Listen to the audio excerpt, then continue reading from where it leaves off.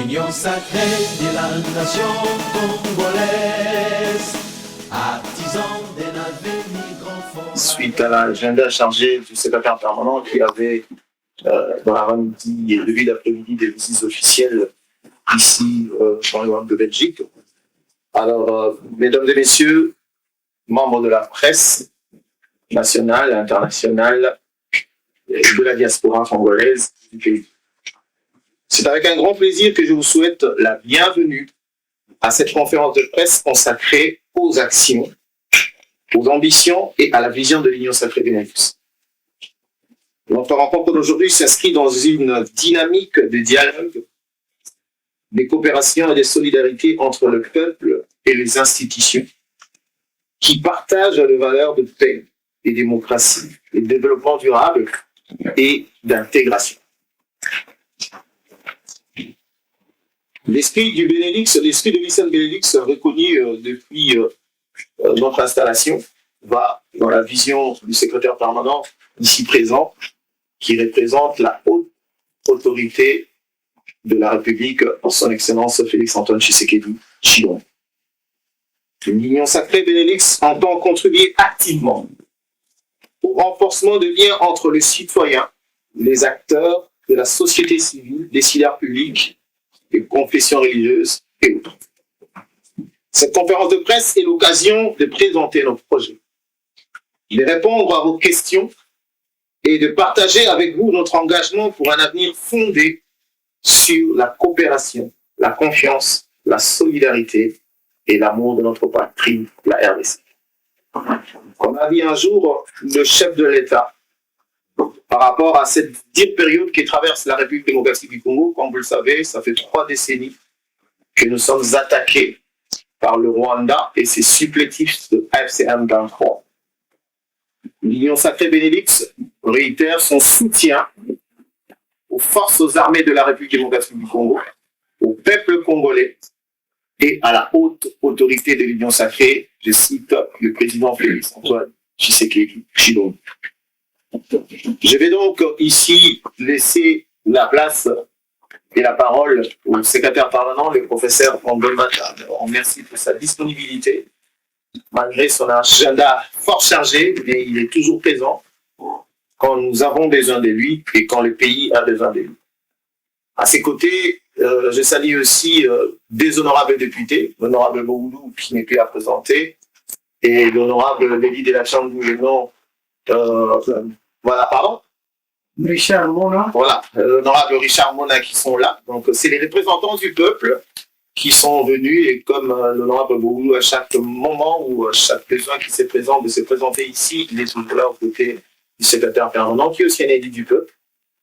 Donc, vous avez la presse, vous avez les élus du peuple et vous avez les secrétaires permanents de l'Union sacrée, sans oublier les secrétaires exécutifs de l'Union sacrée, Papi Raphaël Kitumbu. Ici, je m'adresse à vous grâce à Kitumba. Je m'adresse à vous sous ma casquette de secrétaire exécutif adjoint chargé de la communication et des médias à la personne de Doli Kato Kasongo. Et donc, j'ouvre ce bal, j'ouvre cette conférence et je laisse la parole au secrétaire. Merci. Merci beaucoup, monsieur le secrétaire exécutif adjoint chargé de la communication de l'Union sacrée section Benelux. Et je voudrais, d'entrée de jeu, vous dire merci à l'Union sacrée section Benelux pour l'accueil qui nous a été réservé depuis notre arrivée à Bruxelles. À Bruxelles où déjà nous sommes arrivés hier. Et déjà hier dans l'après-midi, nous avons animé une conférence de presse sur les questions de l'heure et particulièrement sur la question de la souveraineté nationale et du référendum constituant dont il est de plus en plus question dans notre pays.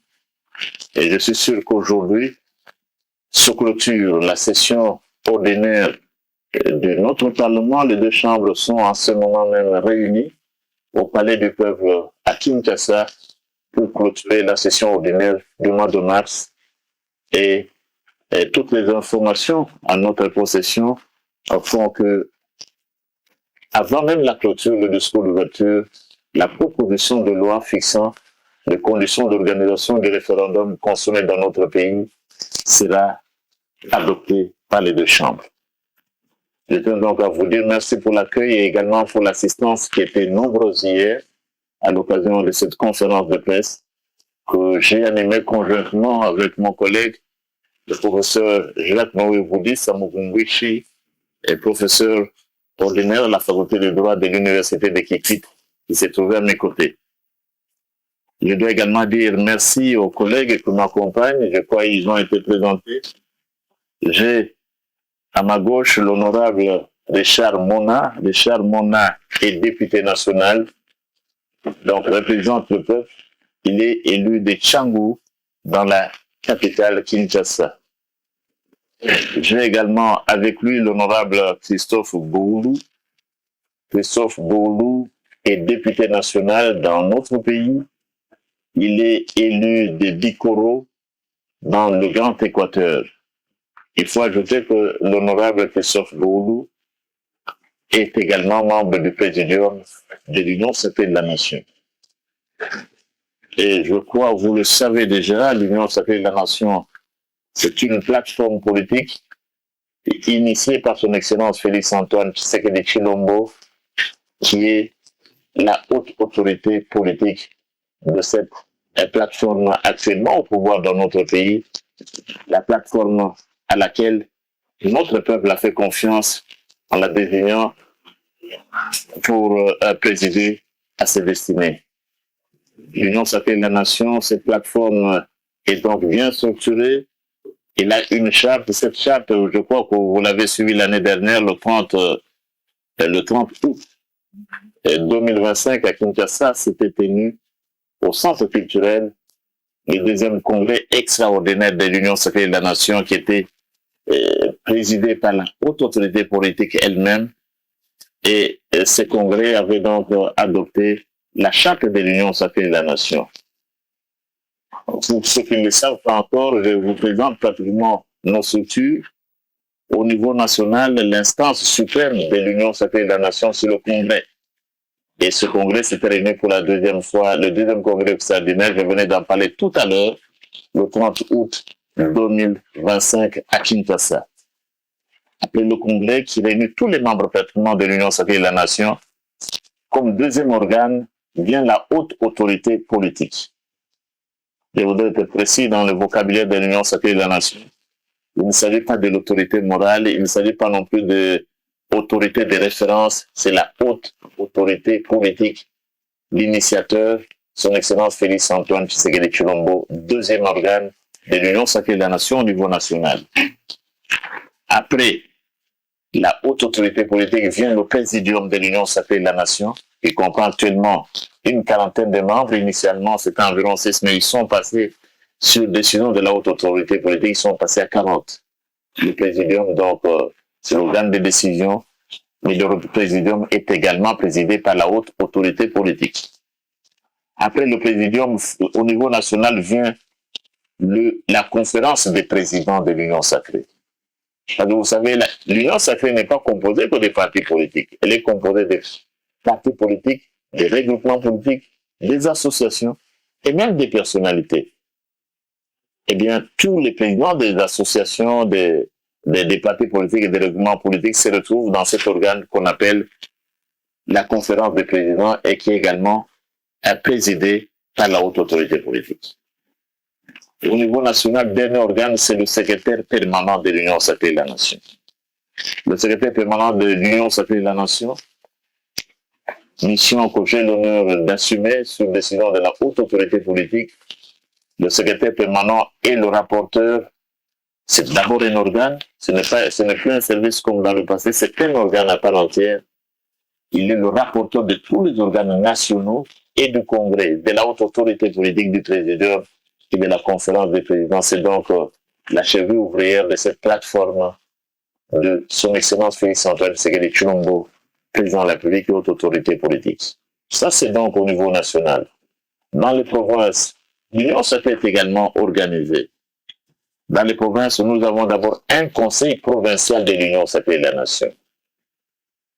Et le Conseil provincial de l'Union sacrée de la Nation est présidé par le gouverneur de province en sa qualité de représentant de la haute autorité politique.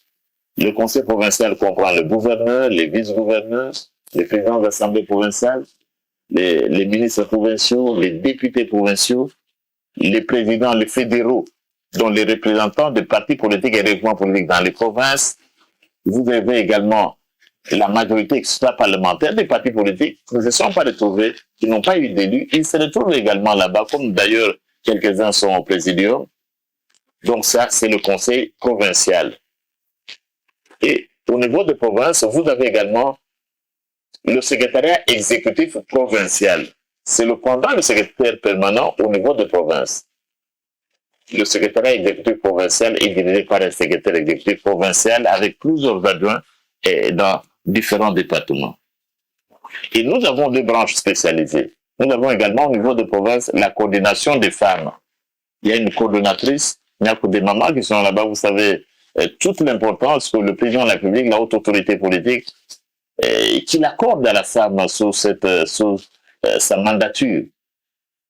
Vous savez, aucun président n'a fait autant pour la femme que son Excellence Félix Antoine Tshisekedi Tshilombo. Vous le savez bien, la première ministre, pour la première fois dans notre histoire, le chef du gouvernement, c'est une femme. Et vous avez des femmes qui occupent des postes très importants dans notre gouvernement, dans nos institutions. Donc, nous avons la coordination des femmes au niveau provincial et nous avons également la coordination de la jeunesse. Et vous savez également l'importance que la haute autorité politique accorde à la jeunesse comme espoir de la nation, comme non seulement le futur, mais au présent. La jeunesse qui joue son rôle, et vous avez dans nos institutions, notamment au niveau du gouvernement, plusieurs jeunes qui occupent des fonctions de ministres, qui occupent des fonctions de mandataires. Donc ça, c'est au niveau des provinces. Et dans la diaspora, l'Union sacrée de la Nation est également organisée. Et organisée comment? Dans la diaspora, il y a également un secrétaire exécutif. On vient de vous le présenter pour la section Benelux. C'est notre ami Raphaël Kitumba. Et le secrétaire exécutif comprend plusieurs membres. Mais avant le secrétaire exécutif, il y a une assemblée générale, qui est comme le Parlement. Le Parlement de l'Union sacrée dans la section qui décide des orientations générales. Comment implanter l'Union sacrée dans la section? Donc les questions fondamentales se décident au niveau de l'Assemblée générale. Et le secrétaire exécutif, c'est en fait l'administration, c'est l'épendant également, comme je le disais, du secrétariat permanent au niveau de la section. Vous avez nos deux branches spécialisées dont je parlais tout à l'heure. Vous avez la coordination des femmes de l'Union sacrée dans chaque section et la coordination des jeunes. À ce jour, l'Union sacrée a été implantée dans 4 pays. Et nous avons préféré commencer par les pays où les Congolais ont voté pour la première fois. Et les pays, quels sont ces pays où les Congolais ont voté pour la première fois au cours des dernières élections? Ils ont voté pour la première fois en Belgique, en France, ils ont voté pour la première fois au Canada, aux États-Unis et en Afrique du Sud. 5 pays. Ils ont voté pour la première fois, vous connaissez les raisons, c'est parce que sous la direction de son Excellence Félix Antoine Tshisekedi Tshilombo, les Congolais de l'étranger, de la diaspora, font partie intégrante de notre peuple. Ils font beaucoup pour la population, ils travaillent, ils se battent. Ce sont des Congolais à part entière qui ne pouvaient plus continuer à être considérés comme des citoyens de seconde zone. Non. C'est pourquoi ils ont voté. Et c'est certain que dans les années qui viennent, l'espace va s'élargir pour qu'ils puissent voter partout, c'est tout dans le monde. Donc, nous avons installé une section de l'Union sacrée en France qui existe et qui est en train de s'étendre. Et je crois, avant la fin de la semaine, nous serons à Marseille. Nous serons à Marseille pour l'installation de la sous-section de l'Union sacrée en France qui sera à Marseille. Il y a également l'Union sacrée Benelux. Benelux, ici nous avons la Belgique, nous avons les Pays-Bas, nous avons le Luxembourg. Nous avons commencé par là. Et vous avez cette organisation qui existe. Et je dois dire que d'ici demain, je crois, nous serons aux Pays-Bas pour nous entretenir, rencontrer les compatriotes de l'Union sacrée des nations qui sont aux Pays-Bas. L'Union sacrée est également organisée en Afrique du Sud, avec un siège également. Et les efforts continuent. Je crois que très bientôt, le Canada sera prêt. Très bientôt, les États-Unis seront prêts. Très bientôt, d'après les courriers que nous recevons, l'Allemagne sera prête pour l'Union sacrée de la nation, la Grèce et la Grande-Bretagne. Et c'est dans ce cadre-là, chers amis de la presse, que nous sommes ici pour inaugurer aujourd'hui le siège de l'Union sacrée de la nation, section Benelux. C'est la raison de notre présence ici. Donc, nous sommes une machine qui s'installe et qui doit être prise très au sérieux parce que d'après les recommandations qui étaient données par la haute autorité politique, l'Union sacrée doit être une machine de combat qui conserve le pouvoir le plus longtemps possible, mais s'il vous plaît, dans l'intérêt de notre peuple. Donc c'est à cette occasion qu'après la conférence d'hier, j'ai décidé, et les amis avec moi, nous avons jugé bon de nous entretenir avec la presse sur les différentes questions que vous pouvez me poser. Et de ce surpartant de la Belgique, de Bruxelles, c'est en fait la capitale européenne. Nous sommes ici à Bruxelles, le siège de la capitale européenne. Et c'est sûr que vous-même de la presse, vous ne vous représentez pas uniquement. Vous êtes suivis, et vous êtes suivis en ce moment même dans le pays, en Afrique et dans le monde. Vous êtes suivis et donc nous sommes à votre disposition pour les différentes questions que vous pouvez nous poser au sujet de l'Union sacrée, bien sûr, mais au sujet d'autres questions qui préoccupent les compatriotes, qu'ils soient au pays ou à l'étranger ou dans la diaspora. Nous avons parlé hier de la Constitution, nous avons parlé du référendum. Eh bien, c'est ouvert. Je vous remercie d'être venu et à partir de ce moment, je me mets à votre disposition pour les différentes questions que vous pouvez nous poser. Comme l'a dit le secrétaire permanent, on va donner un timing à chaque intervenant ou à chaque journaliste. Mais je nous propose quand même que les questions soient plus alignées vers les questions institutionnelles, premier volet. Les questions sur la gouvernance, deuxième volet. Et on va laisser le troisième volet, les questions sur l'actualité.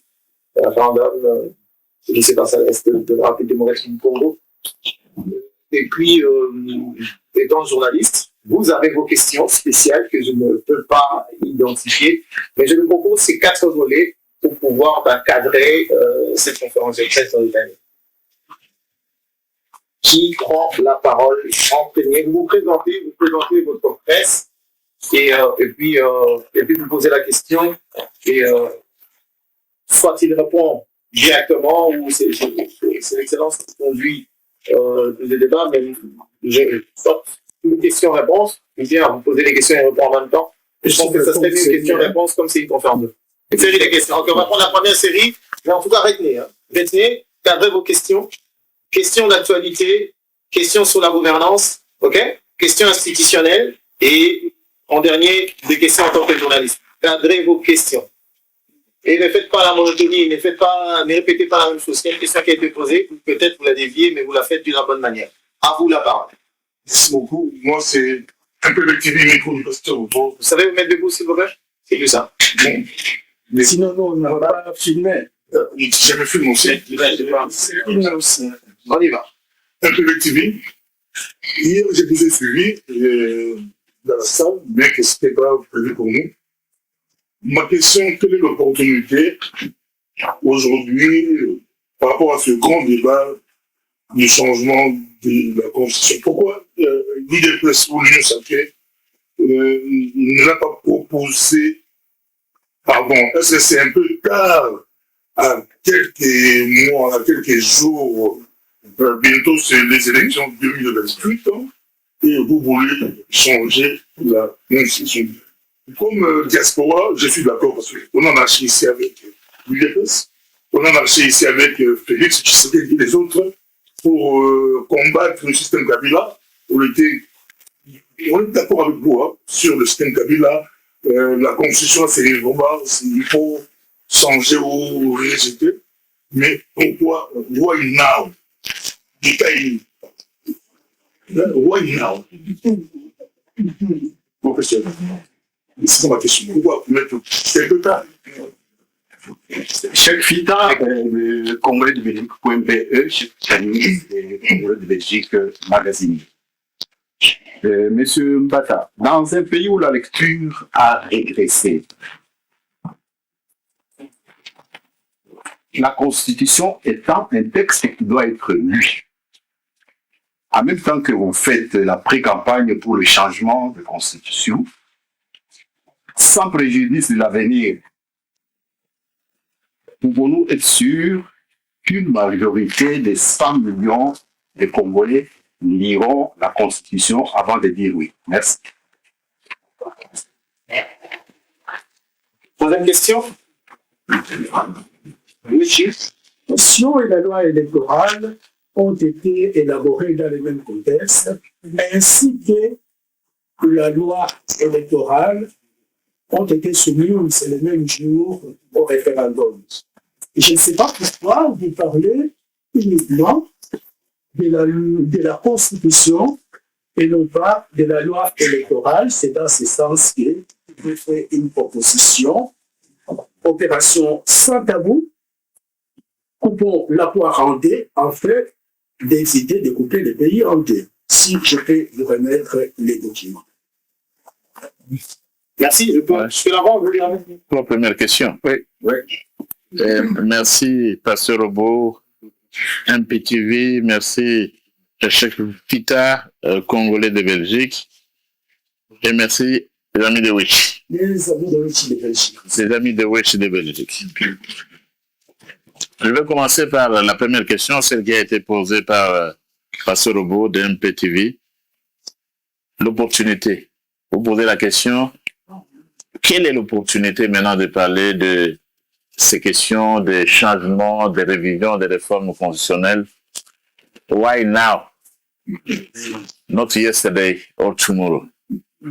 Pourquoi maintenant, pas hier, et pas non plus demain? Ici, d'abord, une précision qu'il faut vous apporter, Pasteur Lobo, c'est que ce n'est pas nous qui voulons la Constitution, changer la Constitution. Notre président de la République a tout simplement demandé que les Congolais puissent réfléchir sur la Constitution, qui pose des problèmes comme ce texte. Il a demandé aux Congolaises et aux Congolais de l'intérieur du pays ou de la diaspora de réfléchir sur la Constitution.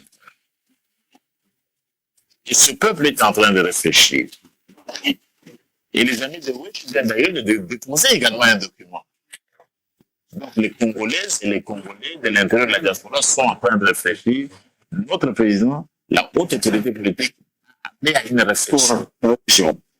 Est-ce qu'il y a un moment pour réfléchir? Vous me direz que non. Il n'y a pas un temps pour réfléchir. Et ici, donc, les Congolaises et les Congolais sont en train de s'exprimer. Et en ce qui nous concerne, ce sont eux qui vont se prononcer, ce n'est pas nous. Parce que vous savez, la démocratie, notre pays, la République démocratique du Congo, est là selon depuis l'indépendance. Dans une démocratie, c'est le peuple qui gouverne. C'est le peuple qui dirige. C'est le peuple qui nous a élus, c'est le peuple qui a élu son Excellence Félix Antoine Tshisekedi Tshilombo qui l'a réélu. Donc, c'est le peuple qui décide. Et s'agissant de la réflexion, en ce qui nous concerne, c'est la réflexion qui a été sollicitée par notre chef. Il n'y a pas un temps pour réfléchir, vous conviendrez avec moi. Vous n'allez pas dire non, le matin je réfléchis, le soir je réfléchis. Non, il n'y a pas un temps pour réfléchir. Et nous sommes dans cette dynamique-là. Et on ne peut pas nous accuser de réfléchir ou de demander à un peuple de réfléchir. La preuve, c'est laquelle? Comme secrétaire général de l'Union sacrée de la nation, nous sommes en train de recevoir des propositions. Et notre peuple avait même soif de réfléchir. C'est plusieurs propositions, je vous l'ai dit également hier, qui viennent de la diaspora. Et même maintenant, les amis de Witch viennent de transmettre leurs propositions. Vous n'allez pas nous demander de why now, juste à côté de vous. C'est pour dire que ce désir-là, il n'y a pas un temps pour réfléchir. Et notre peuple a été appelé à réfléchir, il est en train de le faire. Il n'y a pas un temps pour cela. Parce que les questions, les compatriotes posent souvent, mais quelle est l'opportunité? Quelle est l'opportunité? Mais l'autre question, c'est qui décide de l'opportunité? Hein? Est-ce qu'il y a une autorité là, spéciale qui vous dit, voilà l'opportunité, réfléchissez? Non. Dans tous les pays du monde. Dans tous les pays du monde. Nous étions aujourd'hui avec mes collègues reçus par le président du Parlement bruxellois. Et nous sommes allés au Parlement belge. Mais on nous apprend que le Sénat sera supprimé en Belgique. En Belgique où vous vivez, le Sénat, on nous dit que le Parlement sera supprimé. Quelle est l'opportunité? Mais si c'était chez nous, imaginez le tollé que ça provoquerait. La Belgique va perdre son Sénat, le Parlement ne sera plus le Sénat, ne va cesser d'exister en Belgique. Vous n'avez pas vu des marches?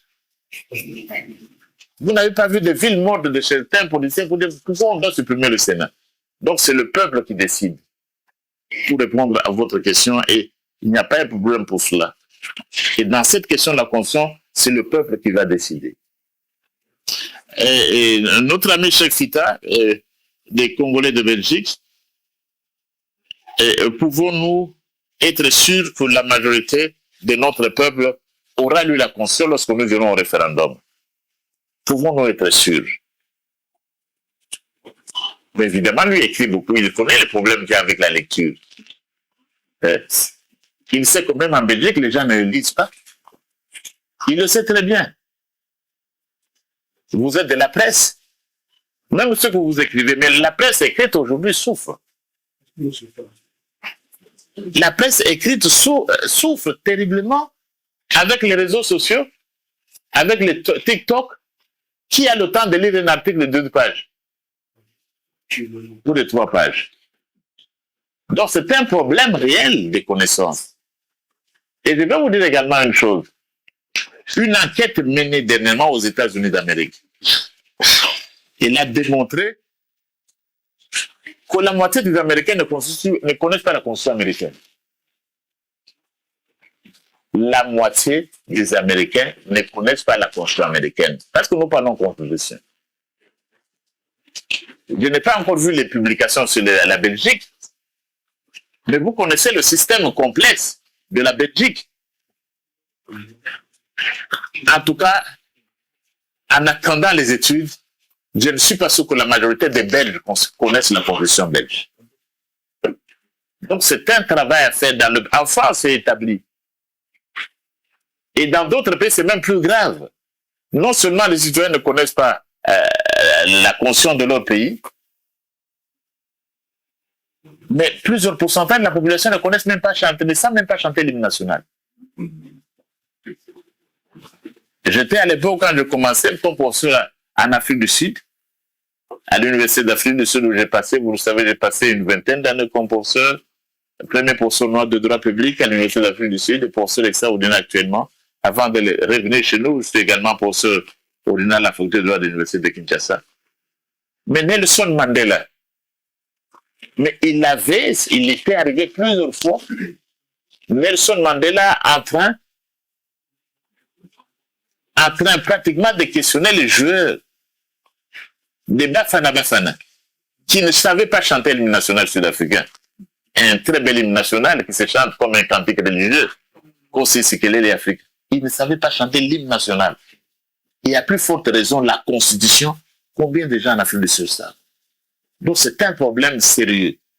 Et qu'est-ce qu'il faut faire? Nous devons tout simplement travailler pour vulgariser les textes. Et ça, ce ne sera pas seulement la responsabilité des politiques, mais ce sera notre responsabilité commune. Vous êtes de la presse, mais vous avez un rôle à jouer pour vulgariser cela. Et votre rôle, même pendant la campagne, vous aurez un très grand rôle à jouer pour que notre peuple connaisse la Constitution, le texte, ou moins du moins une grande portion de notre peuple. Mais je ne peux pas vous assurer, je vous ai déjà dit que même aux États-Unis d'Amérique, la majorité ne connaît pas la Constitution des États-Unis, alors qu'elle ne comporte que quelques amendements. Et à plus forte raison, nos constitutions à nous, qui comprennent plus de 200 articles, je vous ai dit même en Belgique, ici, prenez la Constitution belge, combien de gens en Belgique connaissent la Constitution belge. Donc c'est un effort à faire, un effort qui devrait être fait du côté des hommes politiques, du côté de la société civile. Nous avons des ONG des droits de l'homme, plusieurs ONG, ils devraient s'investir, et nous avons également la presse qui aura un très grand rôle à jouer dans la vulgarisation du texte constitutionnel. Les amis de Wechi, la Constitution et la loi électorale. Pourquoi est-ce que nous parlons de la Constitution, pas de la loi électorale? En fait, la réponse que je voudrais donner est celle-ci. C'est-à-dire notre peuple est allé au référendum, et le 4e référendum, parce qu'on n'en parle tant. Le premier référendum dans notre pays a eu lieu en 1964. Et il a débouché sur la Constitution du 1er août 1964. 1964, comme disent les Belges, parce que nous sommes quand même en Belgique. 1er août 1964, cette Constitution-là a été précédée d'un référendum. C'était le tout premier référendum dans l'histoire de notre pays. Le deuxième référendum, il a eu lieu en 1967. Et il a débouché sur la Constitution du 24 juin 1967. C'était le deuxième référendum. La Constitution du 24 juin 1967, qu'on a appelé également la Constitution révolutionnaire. Troisième référendum, c'est celui que nous avons le 18 au 19 décembre 2005, qui a débouché sur la Constitution actuelle, qui a été promulguée par le président Kabila, la Constitution du 18 février 2006. Mais alors, la précision que je dois amener, c'est laquelle?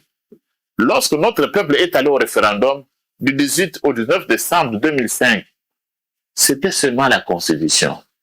Ce n'était pas la loi électorale. Parce que le référendum ne portait pas sur la loi électorale. C'était divisé. La loi électorale avait été adoptée avant, mais ce qui était soumis au référendum, c'est seulement la Constitution, cette Constitution qui a été promulguée finalement le 18 février 2006. Voilà donc mes réponses aux 3 premières questions que vous avez bien voulu me poser. On va laisser la parole à M. Blaise Wanga. Question Blaise Wanga, Antenne A, la chaîne de référence, Congo H24 TV, médias en ligne. Ma première question est celle-ci. C'est par rapport au changement à la révision constitutionnelle qui préoccupe tous les Congolais et qui est une question importante, évidemment. Ma préoccupation, mon souci, c'est cadre c'est-à-dire au niveau du timing. Au moment où nous souffrons de l'intégrité nationale, de notre intégrité territoriale, est-ce le meilleur moment pour traiter de la problématique du changement ou de la révision constitutionnelle? Ça, c'est ma première question. Et la deuxième question, parmi l'une des missions de l'Union sacrée pour la nation, il y a celle de se battre, chercher à conserver le pouvoir le plus longtemps possible. Comment comptez-vous y arriver? Avec quels moyens, quitte à violer même les règles du jeu? Ou, c'est-à-dire, quels sont les moyens et quelles politiques envisagez-vous pour arriver à cette fin? Et troisième question, c'est pas une question, c'est une préoccupation. Au cas où nous arriverons finalement à réviser la Constitution, comment comptez-vous gérer l'article 10 qui me dit, moi, que la Constitution congolaise est inclusive, qui, au départ, la nationalité, qui exclut automatiquement les Congolais de la diaspora ayant obtenu deuxième nationalité et partout dans leur pays, dans la seconde nation. C'était ça ma préoccupation. Merci. Monsieur Blaise a posé 3 questions déjà. Est-ce qu'on peut lui répondre? Merci. Parce que lui également a 3 questions. Il a 3 questions également. Je serai très répondre. Voilà. Merci beaucoup, Monsieur Blaise Wanga, Antenne A, médias en ligne, Belgique. Congo H24, médias en ligne. Antenne, chaîne de référence au Congo. Congo H24. H24, médias en ligne. Oui. Chaîne de référence. Antenne A. Antenne A en République démocratique du Congo. Vous venez de me poser là 3 questions intéressantes. Merci. Et qui concernent la Constitution, le changement et la révision. Ici, peut-être, je devrais revenir sur les concepts nationaux. Et on voit même au pays, et même dans les médias, notre presse se bat terriblement et souffre entre les deux concepts. Je dois dire que la différence entre ces concepts, elle vient d'abord des doctrinaires. Ce n'est pas facile à comprendre. C'est la doctrine, ce sont les chercheurs qui vont vous dire ça c'est une telle révision, ça c'est un tel changement. Donc ça dépend vraiment des doctrinaires. Je vais vous dire par exemple que nous, ou certains, ce à quoi certaines personnes se réfèrent comme changement. Ensuite, on se réfère comme révision totale. La Constitution suisse parle de la révision constitutionnelle qui peut être partielle ou totale. Vous voyez comment donc ça dépend des doctrinaires. Et même chose en Autriche. Donc on doit savoir, ce terme-là n'a pas été consacré en fait chez nous. En fait, le changement constitutionnel, le changement de la Constitution, ce n'est pas un terme que vous allez trouver dans la Constitution. Non, ce sont des questions vraiment des doctrinaires. Alors, mais je ne veux pas entrer là-dedans, on n'a pas le temps pour cela. Vous avez parlé des timings. Les timings. Maintenant que l'intégrité territoriale est violée, pourquoi il y a une partie que nous n'arrivons pas à contrôler. Oui. Est-ce les changements ou la révision sera acceptée de l'autre côté ou ça va officiellement, c'est-à-dire officialiser la balkanisation que nous craignons tous? Bon, voilà. Je dois dire d'abord ceci, que ces marionnettes des FCM23 qui sont utilisées par le Rwanda, ils sont déjà, et qui s'opposent aussi curieusement au changement, à la réforme constitutionnelle. Je vous vois sourire. Ceux qui s'opposent, parmi ceux qui s'opposent, vous avez en première ligne AFCM23. Et M23 pose la même question. Je ne veux pas vous associer à FCM23. Je ne voudrais pas, connaissant votre nationalisme, votre patriotisme, je ne veux pas vous associer à FC. Je ne veux pas vous associer au Rwandais. Parce que la question qui est posée à Kigali, mais pourquoi est-ce que les Congolais veulent toucher à la Constitution pendant qu'ils ont des problèmes à l'Est? Les Rwandais. AFC M23, qui a déchiré notre Constitution.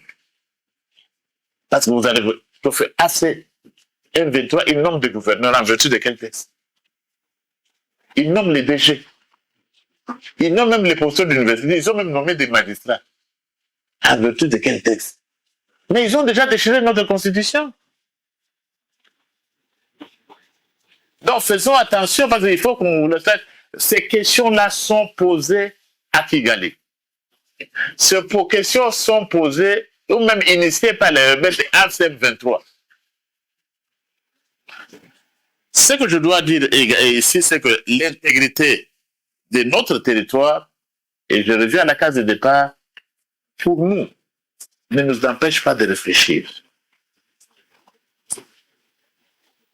Et la question que vous posez, la troisième question que vous posez, mais elle est importante. La question de la nationalité qui concerne particulièrement nos compatriotes de la diaspora.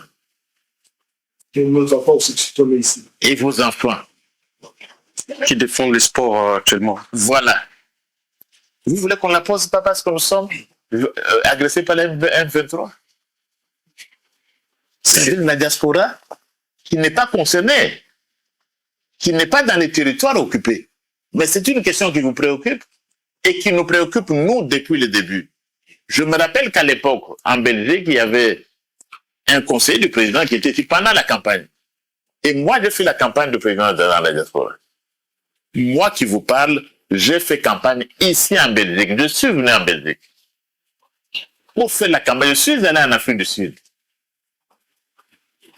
Comme disent les latins, in tempore non suspecto. Dans un temps non suspect. Quand j'ai fait la campagne pour le président au nom de la haute autorité, je vous avais dit que notre préoccupation, c'était l'article 10, ne nous arrangeait pas. Ce n'était pas maintenant. Parce que maintenant, on est dans un temps suspect, comme disait Pasteur Robot, le timing. Mais quand je suis venu faire campagne au nom de la haute autorité politique, quel était le timing? Je vous dis, cet article, nous n'allons pas laisser nos compatriotes qui ont acquis la nationalité étrangère pour des raisons que nous connaissons. Moi-même, je viens de la diaspora, en Afrique du Sud, 25 ans.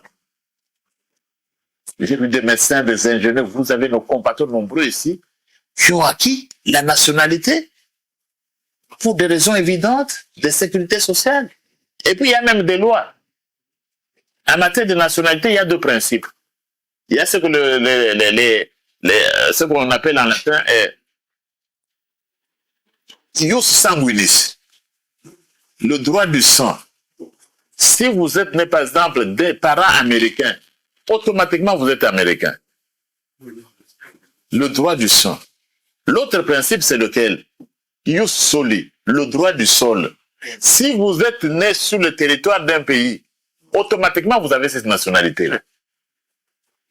Donc nous avons dit dans un temps non suspect que nous devions tout faire pour que nos compatriotes ne perdent pas leur nationalité d'origine. Ça, nous l'avions promis. Le président l'avait promis.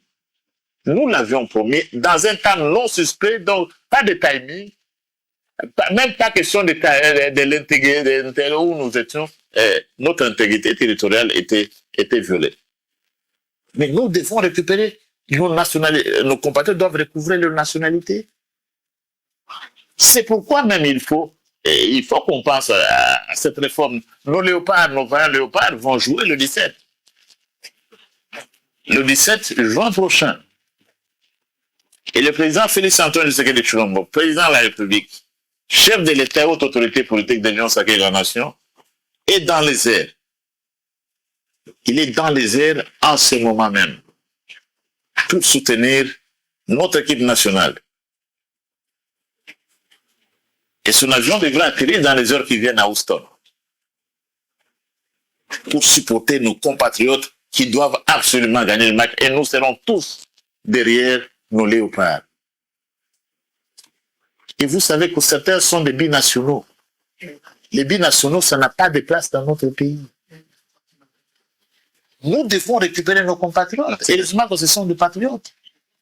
Je ne veux pas aller dans les détails. Et pour eux, vous n'allez pas poser la question de timing. Ils sont en train de jouer. Et nous sommes agressés, le timing. Et vous êtes de la presse. Je ne veux pas citer des noms. Mais nous devons récupérer certains grands noms. Vous savez que la presse est privée dans notre pays. Je ne veux pas citer le nom de la presse, mais des individus. Mais notre presse, des grandes chaînes de radio, de télévision, mais ils sont animés par des Congolais qui ont une nationalité étrangère. Mais nous, vous êtes tolérants au pays. Ces grands journalistes-là que vous connaissez, et vos collègues, vous pensez que nous devions les perdre comme ça? Sinon, on va continuer à dire non, tel est belge, et tel est français. Donc, c'est une façon même de récupérer nos compatriotes. Et vous avez des enfants. Nos enfants, là, ils deviennent quoi? Ils ont un visa, ils ont le président, le Félix-Antoine Tshisekedi Tshilombo, a fait pour la diaspora plus qu'aucun autre avant lui. Avoir le visa même pour les Congolais d'origine, mais c'était impossible. Mais maintenant, on peut avoir le visa sur place. Et même alors, passer un certain délai, il y a des problèmes. Parce qu'il faut un visa de plus longue durée. Ça, nous ne pouvons pas tolérer. Et pour nos enfants, nous devons mettre fin à ces situations-là. Et pour nos enfants, les Congolais qui sont à l'extérieur, qui nous représentent valablement, qui contribuent pour beaucoup même dans l'économie de notre pays. Vous ne savez pas combien de millions peuvent se chiffrer. Les contributions des Congolais qui sont à l'étranger, qui sont dans la diaspora. Ils sont dans la diaspora, vous êtes en Belgique, mais le cœur va au Congo. Parce que vous devez penser aux familles. Vous devez faire ceci, cela, c'est tous les jours que vous êtes là spirituellement pour résoudre les problèmes. Eh bien, nous ne pouvons pas perdre ces compatriotes-là. Donc, ce n'est pas question de l'intégrité et des territoires nationaux. Il n'y a pas de temps. Nous devons le faire. Il y a des choses même qui se passent en ce moment. Mais parce que vous parlez de l'Est, ce n'est pas consacré à la balkanisation.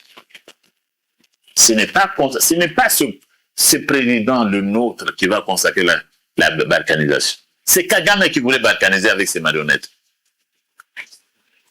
Mais c'est le président Félix Tshisekedi qui a fait perdre à Kagame tout son latin, s'il connaissait le latin.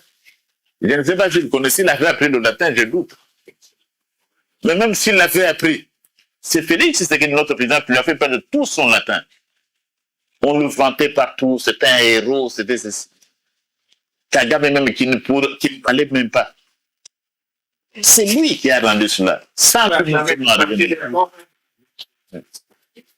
Donc ce n'est pas lui qui va tolérer, ce n'est pas l'Union sacrée qui va accepter que le pays soit divisé, soit balkanisé. Et comme je l'ai dit hier, pendant que vous me posez des questions ici, nos compatriotes se battent pour recouvrer l'intégrité territoriale nationale. Pendant que vous me posez des questions à ce moment même, les Ouazaliens sont en train de se battre. Les forces armées qui sont montées en puissance à cause de tous les efforts que la nation déploie en armement, cela, on ne veut pas le dire au grand jour. Ils sont dans les plaines. Ils sont dans les savanes. Ils sont en train de traverser les rivières. Ils sont en train de monter sur les collines, sur les montagnes de Kivu. Ils sont là, malgré la pluie, malgré les saisons, en train de se battre pour recouvrer l'intégrité de notre territoire. Nous n'accepterons pas. Et ça n'arrivera pas. Que vous n'alliez pas dans le discours des Rwandais ou de leurs marionnettes du M23. Ce n'est pas ce régime, ce sont les autres.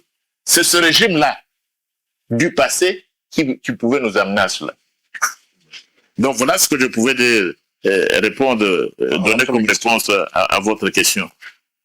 Et s'agissant de l'article... Oui, l'article 8, de quoi que j'ai déjà répondu à cette question. Des questions.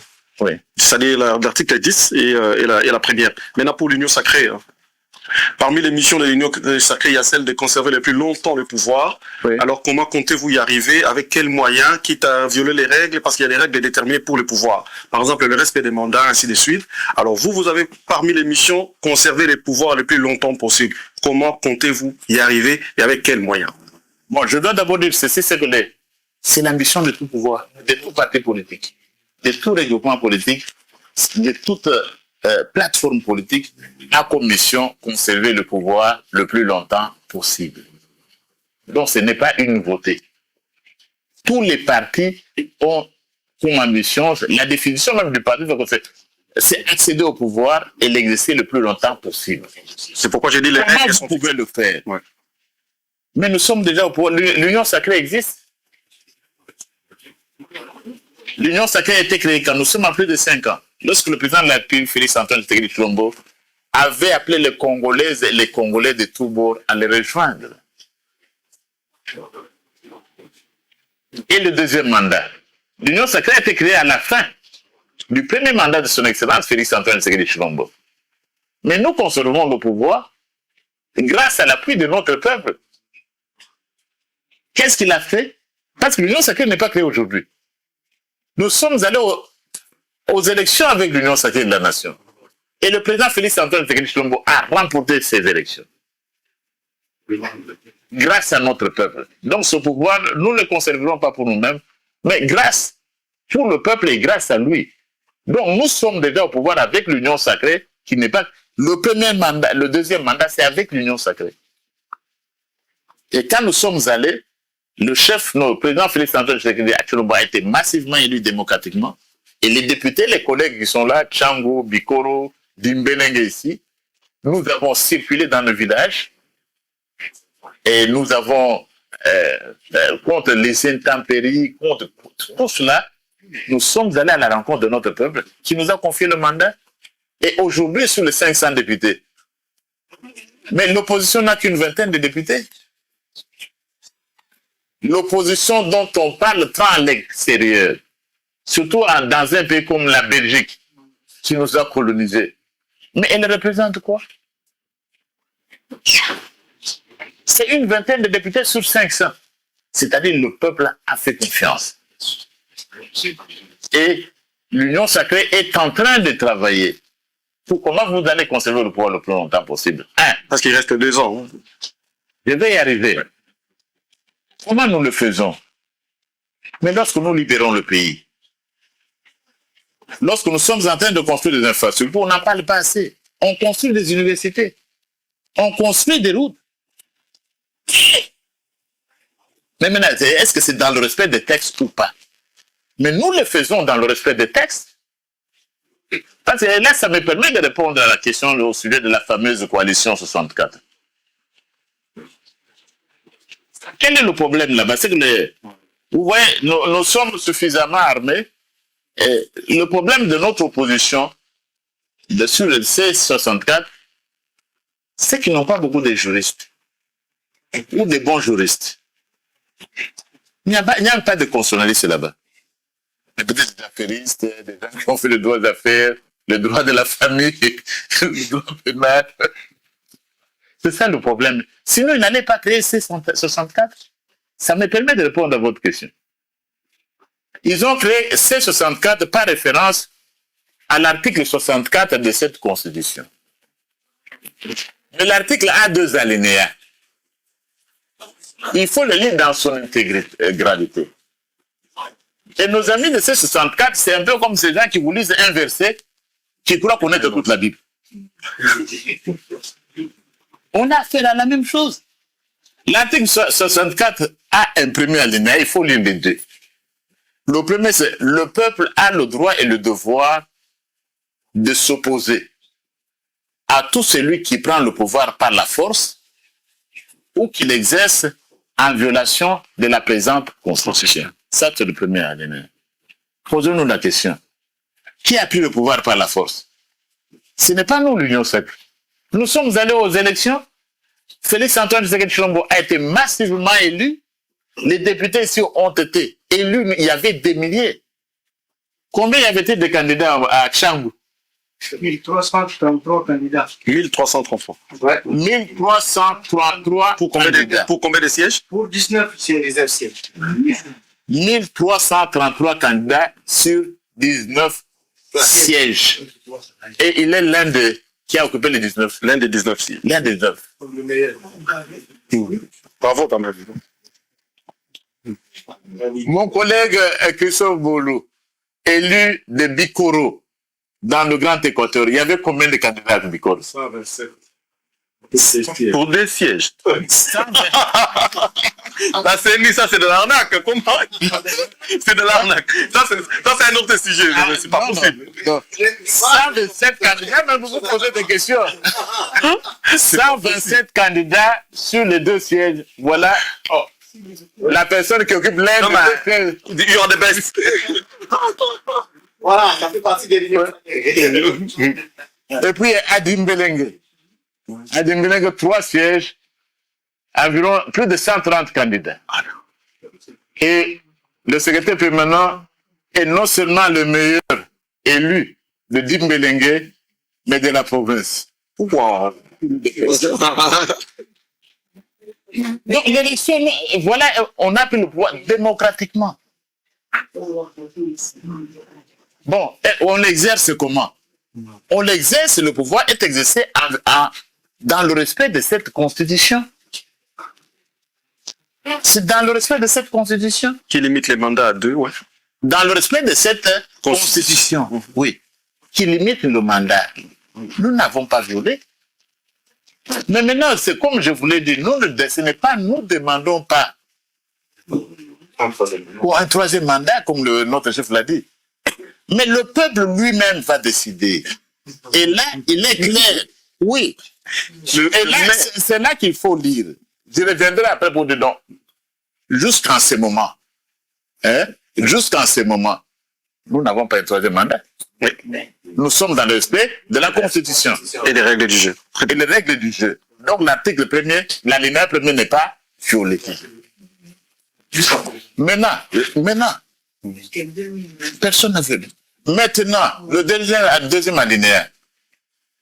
Toute tentative de renversement des régimes constitutionnels est punie par la loi. Par les armes, par la violence. Donc notre régime est constitutionnel.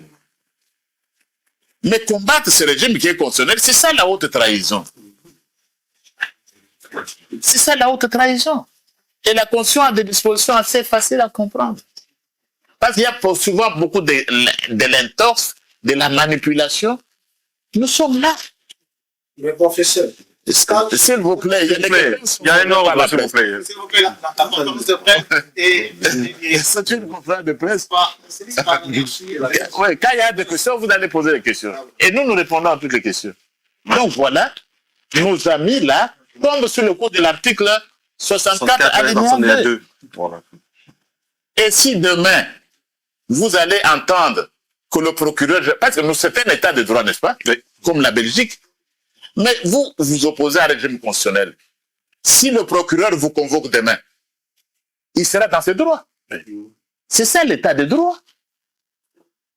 Et si nos amis là demain, on interpelle quelqu'un, on va voir des matchs, pourquoi on l'a interpellé. Et la Belgique ici, vous allez voir même certains en train d'envoyer des tweets. On a même l'expression, un ministre, je ne sais pas s'il est spécialiste des tweets pour le Congo. Hein? Et les gens accordent beaucoup d'importance. Oh, regardez les tweets qui viennent de la Belgique. Tu es ministre du gouvernement avec le gouvernement congolais. Nous sommes un pays indépendant et souverain. Les choses qui se passent chez nous, vous ne voyez pas un ministre chinois en train de faire les tweets. Il n'a pas ce travail-là. Qu'il fasse des tweets pour la Belgique ou pour la France. Donc voilà, les conditions de l'article 64 ne sont pas réunies. Et chers amis de la presse, vous devez être les mieux informés. Si on interpelle quelqu'un demain, mais ce sera l'état de droit. Qu'on dise non, Félix Tshisekedi est en train de s'opposer. Non. Voilà, je crois avoir répondu à votre question. Pour la suite, c'est le peuple. Mais nous parlons à ce moment maintenant, le régime fonctionne démocratiquement élu, il fonctionne dans le respect des règles constitutionnelles et tous ceux qui s'opposent, comme ceux qui font l'entorse des villes mortes, ceci, de cela, ce sont les tentatives de renversement du régime constitutionnel. Voilà, je crois avoir répondu à vos questions. Merci. Merci. Il y a une question, Oscar, et puis Karine, et puis... je sais alors, laisse à Karine poser les questions. C'est Oscar ou Karine? C'est Oscar d'abord. Oscar, le deuxième, non? Oscar Bello. Le presse? Je suis l'éditeur de magazine Point Virgule, conseillé par Oui, Oscar. Oui, monsieur le professeur, merci pour les éclaircissements que vous avez apportés à l'opinion publique. J'ai 3 questions à vous poser. Parce qu'on parle de meilleure gouvernance. Concrètement, quels mécanismes seront mis en place pour garantir cette meilleure gouvernance? Deuxième question. Deuxième question. Quelle est la position officielle de l'Union sacrée face à l'initiative du dialogue proposée par les Églises catholiques et protestantes? Bon. Et la dernière question. Comment assurez-vous que cette réforme constitutionnelle n'est pas motivée par des considérations politiques du pouvoir? Merci, nous avons une série de 3 questions. C'est pas. Mais je n'ai pas compris la première question, la meilleure gouvernance. Quels sont les mécanismes qui seront mis en place? Concrètement, quels sont les mécanismes qui seront mis en place pour garantir cette meilleure gouvernance? Pour garantir cette meilleure gouvernance. Vous parlez de quelle gouvernance? L'actuelle, la longévité Ou la prochaine? La prochaine, c'est ça. La question n'est pas bien. Est-ce que je parle après la réforme de la Constitution? Donc après. Après. C'est après. Après. Mécanisme Bon, après. Après. Si vous pouvez pour rester ce qu'il faut de plus, sinon c'est bien. Pour pouvoir peut-être question, c'est D'accord, ça sera la dernière série de 3 et puis on va répondre. Ça va.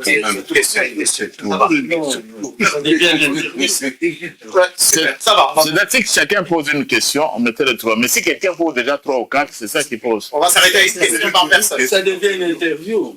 Oui, ça a été acté. Ici, c'est une conférence de presse. Ça a été acté, monsieur. Super. Merci. Bon, ça c'est dans vos rangs. Voilà. Là, quels mécanismes seront mis en place? Oui. Bon, là, ce sont les textes. Le texte n'est pas encore là. Le texte qui sera là va mettre en place le mécanisme parce que ici, nous parlons du sujet. Le texte qui seront là, si c'est une nouvelle, réforme constitutionnelle et quels sont les mécanismes. Déjà, je veux parler au moins pour le président. Pour le président, qu'est-ce qui existe? C'est que vous avez un gouvernement qui dirige au niveau national, au niveau provincial. Vous avez le Parlement qui doit jouer son rôle pour contrôler le gouvernement. Je crois qu'on essaie de le faire, plus que par le passé.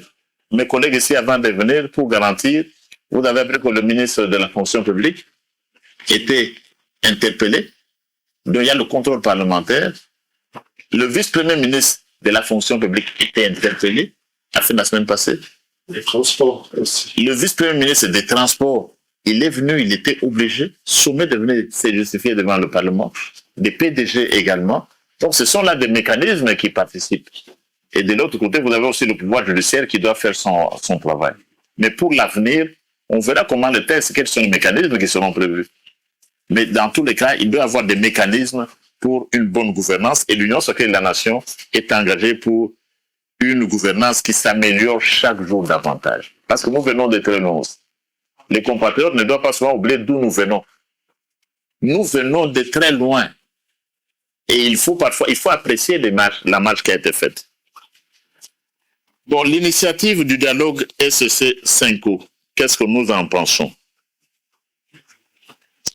Et j'ai eu la chance, moi, comme secrétaire permanent, d'être invité à l'Université catholique du Congo. Être invité avec notre ami Didier Moumengi. Professeur. Non, Moumengi n'est pas professeur. Il est doctorant. Il prépare sa thèse à l'ECC, il n'est pas professeur. Je suis allé à l'Université catholique pour déplorer d'abord une chose sur le plan scientifique, c'est que le dialogue, l'initiative là, il dit que c'était un plagiat. Ils avaient triché le livre de notre ami Moumengi, qui avait écrit un livre sur le dialogue dans la région des Grands Lacs. Les évêques avaient triché, plagié. Vous savez, quand on fait le plagiat en sciences, on peut même... Vous devez être obligé de démissionner, c'est la tricherie. Ils avaient fait ce travail, la scientificité du Moumengi. J'avais pensé que c'était le plagiat. Et je lui ai dit en face, mais comment on n'arrive pas? Parce que chez nous, en sciences, quand j'écris, je veux dire, mais écoutez, je tiens cette pensée du passé robot, de Cheikh Fit, ou de Blaise. C'est ça la reconnaissance. Mais ce n'était pas fait. Et je crois que vous voulez l'essentiel. Nous ne soutenons pas le dialogue SCC 5O. Pourquoi? Je crois que je l'avais dit comme secrétaire permanent lors de notre deuxième congrès. Le président Félix Tshisekedi Tshilombo, c'est un homme de dialogue. Il n'a fait tout ça. C'est un homme de dialogue. Depuis le premier mandat, il a tendu la main. Et je vais peut-être vous révéler une chose. Si vous suivez le discours inaugural du président de la République, lorsqu'il est élu pour la première fois, il fait son discours à l'état de la nation. Un discours d'investiture. Et j'ai eu la chance de voir le discours. Le discours inaugural de 34 pages. Environ 34 pages, vous savez ce qui s'est passé, le discours inaugural. Il le termine comment? Il dit, je rends hommage aux soldats du peuple. J'ai demandé à mettre vos téléphones sur silence. Je crois que vous vous en souvenez. Je rends hommage, et je n'ai pas peur de le citer. Je rends hommage aux soldats du peuple. Mais imaginez-vous quelle était la réaction dans nos rangs. Quelqu'un qui vous a combattu, les discours présidentiels d'ouverture, il rend hommage à un opposant. Et il l'appelle même par son nom le plus favori, l'expression qui est utilisée pour l'appeler, le soldat du peuple. Publiquement, dès le premier discours. Vous savez ce qu'il y a eu après? On va lui dire, quelle est la réaction? Mais le président de la République, il vous rend hommage, tout ça. On entend dire non, J'ai compris qu'ils m'ont tendu la main, mais quand la main est sale, on ne la prend pas. Je crois que vous êtes des hommes et des femmes de la presse. Ils m'ont tendu la main, mais je ne la prends pas. Voilà, est-ce que vous allez dire que Félix Tshisekedi n'est pas un homme de dialogue? Le tout premier discours. Et imaginez si cet opposant avait pris la main. On n'aurait pas peut-être eu les FCC cash qu'on a critiqué par la suite. Il a tendu la main dès la première minute de son investiture. C'est un homme de dialogue. Ça continuait. Les concertations nationales. Et parce qu'on y a participé. Les concertations nationales, nous devons bâtir ensemble. Le Congo nous appartient à nous tous. Venez, mettons-nous ensemble. Bâtissons un Congo uni, un Congo fort. Et matérialisons les rêves de nos aïeux. Venez. C'était le dialogue. Certains sont partis d'autres, non? D'autres se sont réveillés plus tard pour réclamer le dialogue. Donc, le président Félix Antoine Tshisekedi Tshilombo, la haute autorité politique de l'Union sacrée de la Nation, a toujours été un homme de dialogue et il le reste. Mais ce n'est pas un dialogue imposé par la CENCO et le CC. Non. Notre chef n'ira au dialogue que le dialogue, à ces conditions-là, il a toujours été ouvert. Et puis, parce que nous en parlons, vous savez que notre pays, au terme de l'article 1er de la Constitution, un état de droit laïque. Mais SCC et CENCO qui ne savent même pas s'entendre avec les autres églises, pourquoi ils ne peuvent pas dialoguer eux-mêmes? Mais vous êtes des Congolais et des Congolais. Ils ne savent pas s'entendre, les autres là-bas disent non, ils appellent les Binzambinzambi. Et ils représentent quoi? Aller à Kinshasa. Sur une seule rue, il y a combien d'églises catholiques? Il y a combien d'églises de réveil? Comptez vous-même, à Kinshasa seulement. L'église n'a pas le poids qu'on le vend tant. Il faut parler aux autres. Mais les Kimbanguistes aussi, c'est une grande église, une église nationaliste, une église créée par Simon Kimbangu, pour laquelle moi je suis l'auteur d'une résolution tendant à obtenir la proclamation de Kimpavita et de Simon Kimbangu comme héros national parmi les héros nationaux. Mais Simon Kimbangu, c'est l'un des pères de notre indépendance. Vous aurez le dialogue SSS-Sengo, mais où est l'église kimbanguiste? Une église nationaliste qui n'est pas elle. Les autres églises, on sait comment ils sont venus. Ils sont venus avec la colonisation. Ils sont venus avec les autorités coloniales. Mais prenez l'église kimbanguiste, vous allez faire un dialogue à vous. Et où sont les autres églises? Non. Et ça, et le dialogue, quel était l'objectif? Parce que nous parlons à tout le monde. Nous faire revenir un ancien président devenir rebelle? C'est ça le dialogue qu'on va appeler national. Et je voulais que je m'étais déplacé, moi-même aussi personnellement, pour les rencontrer. Il y a plusieurs reprises, je suis allé chez le nonce apostolique. D'abord comme un ancien premier vice-président de l'Assemblée nationale, et puis comme secrétaire permanent, je suis allé voir le nonce apostolique pour les gens. N'est pas là.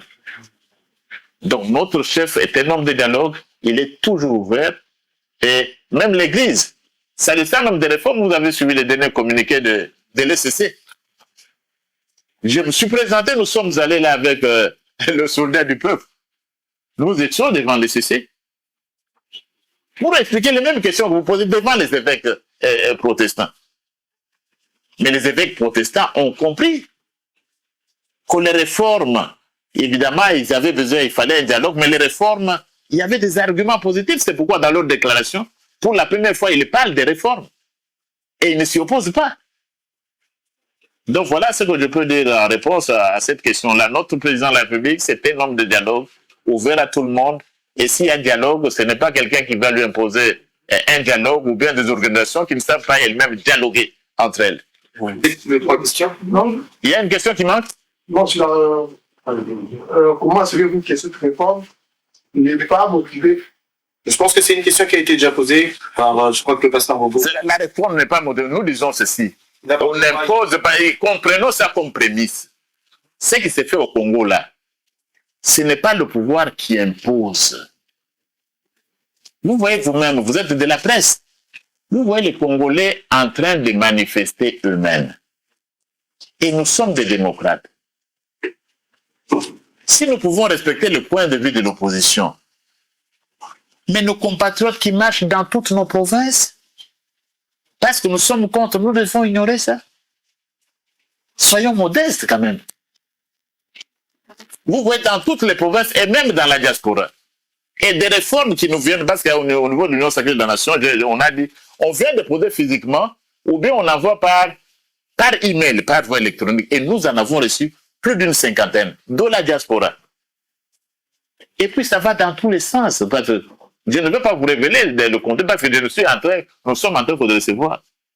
Mais vous avez des compatriotes que pour eux, ce n'est pas l'article 220. Peut-être on reviendra à cette question-là après. Pour eux, mettez-nous la superficie de la RDC. 2 345 000 km², 410. Qu'on mette ça dans la Constitution, article 1er. C'est tout ce que nous avons comme réforme. Pour d'autres, c'est quoi? La loi Bakachika. Le sol et le sous-sol. Mettez-nous ça comme c'était dans l'ordre. C'est tout ce que nous avons. Est-ce que vous n'avez pas de commentaires sur l'article 210? Non, nous ne sommes pas dans vos histoires de politique là. Nous n'avons qu'un seul article. Mettez-nous la loi Bakachika à la souveraineté. Donc voilà comment les gens s'expriment. Et là, il n'est pas question de timing. Il n'y a pas question de... Justement, c'est même question quand nous sommes agressés. Mais ils veulent protéger à l'avenir. Que la superficie soit là pour quand on nous voit, ça ne diminue pas, qu'on mette ça. Donc voilà les réfugiés qu'on est en train de recevoir. On ne doit pas tout réduire tout simplement à l'article 202. Non. Et la nationalité, ceux qui veulent, ils viennent. J'ai parlé même des confessions religieuses. Ceux qui veulent nous enlever nous l'État laïque. Enlevez-nous l'État, mettez notre peuple, nous sommes des croyants. La République démocratique du Congo est un État dédié à Dieu. Mettez-nous ça et ils partent. Ce sont les types de réformes. Et c'est la raison pour laquelle hier à la conférence de presse, je vous ai également invité à envoyer vos propositions de réforme. Parce que personne ne peut dire qu'aucun article n'est intouchable. J'ai posé la question d'hier. Qui pense que il n'y a aucun article dans cette constitution qui ne peut pas être modifié? Il n'y en a pas. S'il y a quelqu'un qui pense qu'il n'y a aucun article, celui qui refuse, c'est celui-là qui est très politiquement motivé.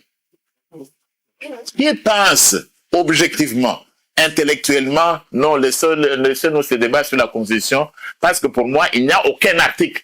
Il n'y en a pas. Et hier, j'ai rappelé quoi? Ça, la Constitution, il y a vraiment beaucoup de choses à dire, et vous nous donnez là l'occasion. Cette Constitution actuelle, elle a 229 articles. Je vais vous lire ce qu'il y a encore dans cette Constitution. Article 227. Les provinces telles qu'énumérées, 226, excusez-moi, alinéa 1er. Une loi de programmation détermine les modalités d'installation des nouvelles provinces, citées à l'article 2 de la présente Constitution. Alinéa 2. En attendant, la République démocratique du Congo est composée de la ville de Kinshasa et des 10 provinces suivantes. Depuis 2006, nous sommes dans un attendant. On ne touche pas à ma constitution. Ça, on ne peut pas y toucher. Vous avez encore des provinces. L'article 226. J'avance. L'article 225. Non, l'article 224. En attendant l'installation des juridictions de l'ordre administratif, les cours d'appel exercent les compétences dévolues aux cours administratifs d'appel. Les cours administratifs d'appel existent depuis. En attendant, 20 ans après, ne touche pas à la Constitution. Pour nous, ne touche pas à la Constitution. Article 222. En attendant l'installation de la Cour constitutionnelle. Article 222. En attendant l'installation de la Cour constitutionnelle, du Conseil d'État et de la Cour de cassation, la Cour suprême de justice exerce les attributions du développement. Vous avez encore une Cour suprême de justice? On attend toujours la Cour constitutionnelle. Et vous allez dire, non, faire l'amalgame ne touche pas ma constitution, c'est même ça. Donc, voilà, il y a beaucoup à dire là-dessus. Bon, il y a d'autres questions? Oui, C'est Madame Karine, de quel média? Je suis journaliste indépendante, mais je travaille avec IS. Afrique 5. Présentant Karine Boulard, c'est pas les mêmes parole. Je suis Karine Vilazana, professeur, bonjour. Bonjour, Karine. Déjà, je voudrais vous remercier par rapport à la conférence d'hier. Ça nous a permis de voir clair sur la Constitution, sur beaucoup de points. Ma question est sur le plan de la forme. Si aujourd'hui nous réussissions à changer la Constitution, irions-nous vers un État unitaire, semi-fédéral ou fédéral? Je vous remercie. Merci pour la question. Il y a une autre question, c'est les trois? On avait une question, réponse. Oui. Oui, une question. On ajoute? Oui. Comme ça, Une question, oui. Ouais. Bon, là, je vais me laisser ordinaire, peut-être. Je me pose des questions, comme disent les Néerlandais, ils voient des questions. Est-ce que UDPS ou une autre secret à l'attaquer coup franc, pour le coup du monde, pour attaquer coup franc, ce qu'il y a à l'élection mariée, pour la même. Est-ce qu'il ne fallait pas directement aucun blog va changer la constitution là qui sont maman s'est posé sur le attaquer puis en tout cas pour attaquer coup franc. Ce serait bêta maquis. Ne peut contacter ne malamoto ne malamoto ne dans la nation la timing. So, question n'a posé à lui. Qui contrôle la rue? Est-ce qu'il y a opposition? Est-ce qu'il y a union sacrée? Mais moi, je te dis à l'ex, je vais te dire le son, je vais te dire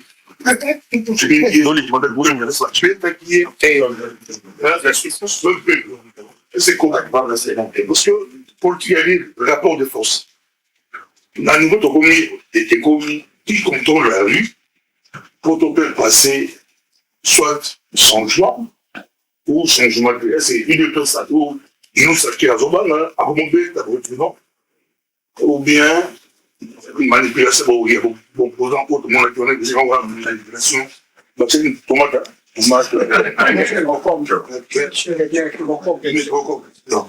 qui contrôle la rue par rapport à la débat autonomie parce que c'est une match à la balle. Ok. Deuxième question, M. Cheikh. Oui, c'est Cheikh Fita. C'est une question sur la gouvernance. Quand le président Tshisekedi est arrivé au pouvoir, il a trouvé les bouchons à Kinshasa, une véritable gangrène. 7 ans après, les bouchons sont toujours là, c'est pas pire.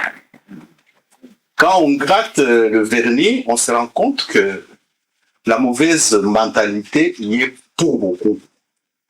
Or, le changement de mentalité peut être obtenu, entre autres, grâce à une grande action culturelle. Ma question, quel est le bilan de l'action culturelle du régime 7 ans après? Merci. Il y a 3 questions, le professeur va répondre. Comme ça, Oui, d'abord, Karine, dernière série de... merci d'avoir suivi notre conférence d'hier. Quelle est la forme de l'État? État unitaire, État fédéral ou semi-fédéral? Ma réponse, la forme de l'État dépendra de ce que le peuple décidera. Et nous sommes en train de recevoir des propositions. Il y en a qui vous disent, nous, pour nous, c'est l'État fédéral. L'autre, c'est un État unitaire décentralisé. Donc ici, ça va dépendre de ce que veut le peuple. Et c'est là que vous êtes invités. Parce que c'est une question qui est là depuis des années. Déjà à la table ronde, à la conférence, à la table ronde de Bruxelles, en 1960, l'une des questions qui s'était posée ici, parmi les leaders congolais, c'était est-ce que le Congo indépendant sera un État unitaire ou un État fédéral? Et vous aviez d'un côté les Lumumba, les unitaristes, et de l'autre, les Kasavubu et les Tchombe, les fédéralistes. On n'a pas eu de solution. Même dans la constitution actuelle, le débat est à San City. La Constitution, on va en parler, c'était essentiellement les composantes et les entités, les belligérants qui dominaient ça. C'était une question qui s'est posée. Et si vous lisez la Constitution, article 1er, je vais vous lire pour vous faire comprendre comment ça a choqué. Article 1er. La République démocratique du Congo est dans ses frontières du 30 juin 1960 un État de droit, indépendant, souverain, uni et indivisible. Le mot que vous voyez uni là, ça a suscité des débats houleux à San City.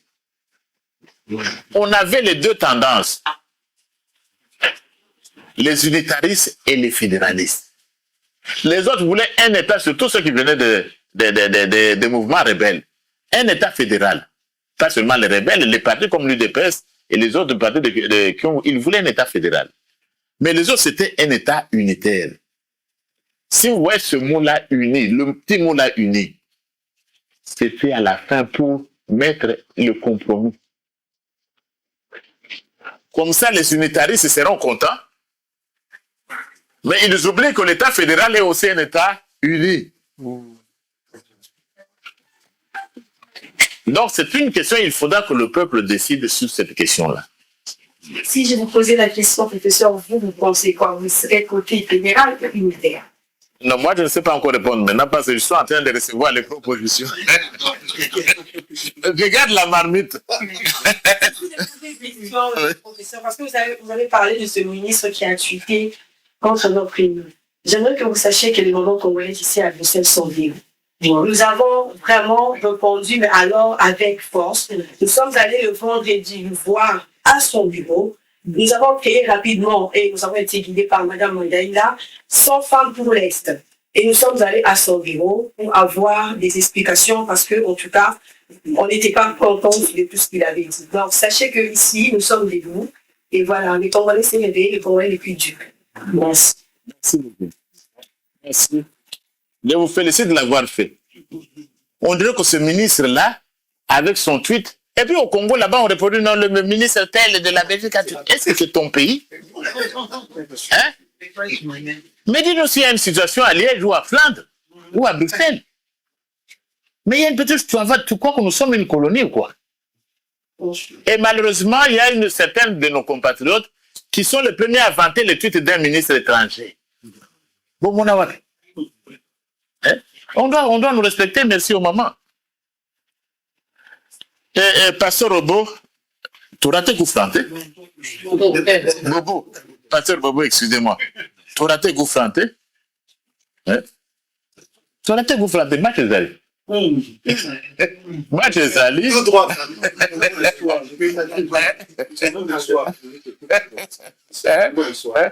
Match Zali, match Zali dans nos compétitions, mais c'est le peuple qui s'exprime. Et puis, autour ça, Ezali a eu des PC. Ezali a Mboka Mobimba. Ezali a Union Sacrée. Ezali Mboka Mobimba. L'Obi n'a expliqué. Et puis, ça va rejoindre, je crois, la question de Cheikh Fit. Vous savez, en vertu de cette constitution, Baloba, le président de la République a Zali qu'on nomme premier ministre au sein de la majorité. Article 78. Ce qui a nommé premier ministre, il est incapable de le révoquer. Donc, le gouvernement, le président ne fait rien. Mais c'est parce qu'il est respectueux de la Constitution. Blaise, vous suivez? Oui, je suis. Le président ne peut pas révoquer le premier ministre ou la première ministre. Non. Non.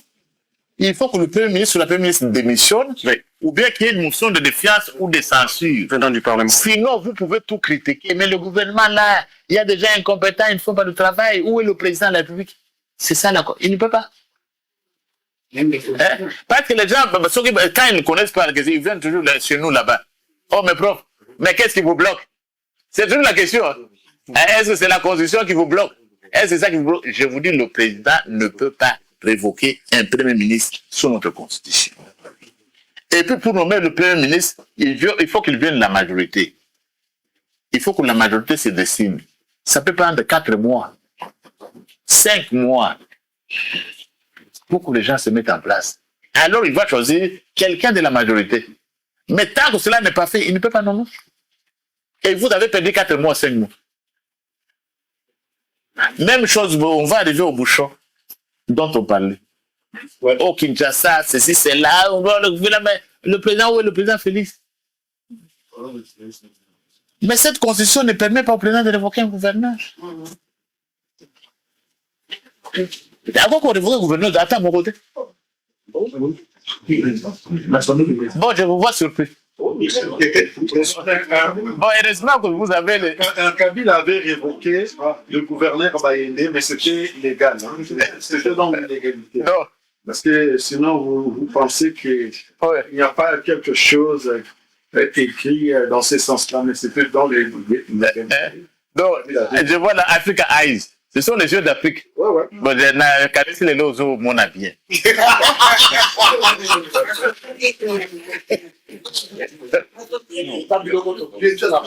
Président a koki ko révoquer na contexte a koki révoquer gouverneur Bolé na Kinshasa tandengeni ata Bolé nengazo gangawan. Il est fâché, il a vu les embouteillages, il a vu les certains. Mais président à ce moment-là, le président ne peut pas révoquer un gouverneur. C'est cette constitution. Donc C'est ça la réponse à ma question. Non, c'était bouchon. Ça, c'est ça, le sang des bouchons. Et il y avait des bouchons avant, maintenant il y a des bouchons après. Il y a des bouchons avant, des bouchons. C'est ça la question, la réponse aux bouchons. Je vais arriver à la deuxième partie sur la culture. C'est ça la réponse aux bouchons. Il ne peut pas révoquer. Oh, Zando, Kuna, Tambole, non. C'est parce qu'il est respectueux de l'état de droit. Hein? Donc, c'est ça la situation. Parce que Matoumi, la constitution, comme Cheikh Fita a posé la question là. Beaucoup ne connaissent pas. Même l'opposition ne connaît pas. Je vois même comment les gens sont surpris. Il ne peut pas. S'il fait ça, il devient un dictateur, ça ne lui permet pas. Et puis, non, donc il faut que les gens fassent leur travail. C'est le président de la République. Il y a la saleté à Bruxelles, c'est le premier ministre ou l'euro. Hein? Pourquoi on ne touche pas au euro? Hein? Pourquoi on ne touche pas au premier ministre? Non. Bruxelles est gouverné, c'est le gouvernement et tout ça. Dans la commune, nous sommes dans des communes, les maires, tout ça. Mais chez nous, ça fait quoi? Tout c'est le président qui se dit. Oh, mais il ne fait rien. Oh, il ne fait rien. Il ne peut pas faire. Bon, maintenant sur... Drapeau de force, hein? Qui contrôle la rue? Qui contrôle la rue? Qui contrôle le peuple? Mais c'est l'union sacrée. Ah, d'accord. C'est l'union sacrée de la nation qui contrôle. Drapeau de foot, oui, parce que, et puis il faut être aussi clair ici. Le Congo, aujourd'hui, tout ça, le recensement, c'est 100 millions. Plus de 100 millions de Congolais. Plus de 100 millions de Congolais. Chango, c'est combien de millions? Équateur, c'est combien de millions? Nous avons 26 provinces. La rue, où est la rue? La rue se trouve dans les 26 provinces. Ne prenez pas les miettes là. Mais prenez le Congo dans sa globalité. Parce que les médias nous montrent une petite image. Non. Et puis même quand vous êtes président congolais, vous êtes élu comment? Ne prenez pas une rue de une ville morte qui contrôle la rue, non. La rue, c'est dans toutes nos villes. La rue, c'est dans nos territoires. Moi, nous sommes élus dans le... C'est la rue. Je contrôle les rues de Benengue. Oui. Il contrôle les rues de Bikoro, il contrôle les Tchao. Nous contrôlons. C'est l'union sacrée de la nation. Et puis, eux, ils représentent le peuple. Je disais même ça hier. Même les gens qui vous parlent, oh, le peuple congolais, le peuple. Toi, tu as rencontré le peuple où? Tu as déjà salué le peuple. Qui a déjà salué le peuple? Qui l'a rencontré? Moi, je parle au nom du peuple. Et puis même, en vertu même de cette constitution dont on parle, au Congo, il n'y a que 2 catégories de gens qui peuvent parler au nom de la nation. 1, le président de la République. 2, le président de la nation, c'est ça la constitution. 2, les députés nationaux. Donc, moi, je peux parler au nom de la nation. Mais des gens qui ont fui les élections. Ou des gens qui n'ont... Ils vont vous dire, non, la nation, le peuple a dit. Il vous a dit où? Les gens qui ont vu, ils nous sont représentés au 25, moins de 30 députés au Parlement sur 500. Quelle nation tu contrôles? Et puis on leur fait confiance à l'extérieur parce qu'on voit que les images là, du voilà, Kinshasa, non. Donc l'Union sacrée de la nation contrôle et au-dessus de tout, c'est Félix Antoine Tshisekedi Tshilombo, notre haute autorité politique de l'Union sacrée de la nation qui contrôle. C'est lui le du peuple. Lui peut donner, et même l'Union sacrée, quand nous donnons une marche, mais c'est dans tout, vous allez voir dans les provinces. Bon, pasteur, bon. S'il vous plaît, pasteur Bobo, de temps. Mais c'est que je peux dire ceci. En vertu de l'article 64, hein, c'est comme nous avons marché. Papa, donc, Balingba Sala, mon abisso, c'est la provocation. Même l'Union sacrée aussi marche, non? Nous devons nous assurer que notre marche sera pacifique. Nous allons donner l'avenir. Parfois, on vous dit, ok, là, c'est possible. Hein? Ici, on vous dit, Boya n'a parlé du peuple T. Ok, hein? Faites le site démocratiquement, non? Vous ne voulez pas aller là-bas. Dans un état de droit, la police fait quoi? Même vous, ici à Bruxelles, vous allez à Bruxelles en Belgique, hein? On vous dit la police va barricader là-bas, vous allez vous battre avec la police? Non. Et comment c'est qui est inacceptable en Belgique? C'est qui est inacceptable en France ou aux États-Unis? Vous allez dire que c'est acceptable au Congo? Non, c'est pas possible. Voilà. La question là-bas, les motivations politiques. Mais il y a toujours des motivations politiques. Ça dépend de la façon dont on définit la politique. Ça fait 2 heures que nous avons cet échange. Et on tourne autour de la même question sur la Constitution.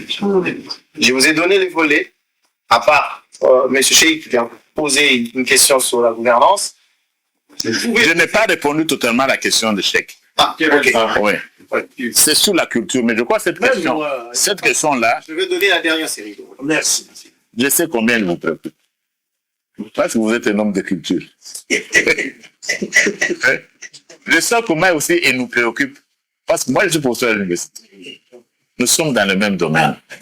Notre gouvernement fait tous les efforts possibles dans le cadre de la culture. Il fait tous les efforts possibles. Mais nous avons également besoin de vos contributions. Et c'est pourquoi dans la culture? Et il y a quelqu'un que vous et moi, et Cheikh Fita m'a interviewé ici il y a quelques années. Je crois que c'était à la gare de Midi. Il m'a suivi. La culture. Vous venez à Kinshasa. Vous voyez celui qui dirige le centre culturel. Oui, je connais personnellement. C'est qui? Je le connais personnellement. Vous le connaissez? Ah, voilà. Et vous, 30 ans. depuis 30 ans. Oui. Moi, je le connais aussi personnellement depuis plus de 25 ans. Ouais. C'est un cinéaste. Et c'est l'un de nos grands cinéastes. On l'a mis là pourquoi? Hein? Parce que justement, on doit mieux faire et faire des choses pour la culture. Et la culture, mon frère Cheikh, le centre culturel, qui est même plus grand que le palais du peuple. Ce centre, il fallait tout faire l'achever avec Félix Antoine Tshisekedi Tshilombo. C'est pour montrer toute l'importance qu'on accorde à la culture. Regardez le centre culturel en face du palais du peuple. Et puis il y a une logique. Vous avez le palais du peuple, siège du Parlement, les représentants du peuple, et vous avez en face un centre de culture. Qu'est-ce qu'on a voulu faire? C'est montrer l'importance d'une culture dans une démocratie, dans le développement du pays. C'est pourquoi la métaphore, c'est laquelle? Ce n'est pas au hasard. Et vous êtes un homme de culture. Les deux centres sont juxtaposés.